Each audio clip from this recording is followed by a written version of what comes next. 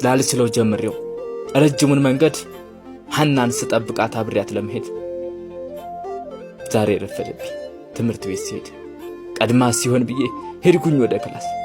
ስትቀርብኝ ሮጥኩ ለፈተና ልደርስ። ፈተና ልፈተን ክላስ ስገባ ከወንበሩ ሳጣት ተናነቀኝ። ገብቼ መምህሩ ምን ሆነክ ነው ሲያለኝ መልሱን ስራ ብሎ ፈተናውን ሰጠኝ። ከሰጠኝ በኋላም ያየው በርበር ዝም ብዬ ማስበው ሐናን ብቻ ነበር። የክፍሉ ተማሪ ሁሉም ሰርተው ሰጡ። እኔ ብቻ ቀረሁ እነሱ ሲወጡ። እኔም ሳልፈተን ሳልሰራ ከሚያልፈኝ መልሱን ለስራ ብዬ መስራቴን ቀጠልኩኝ።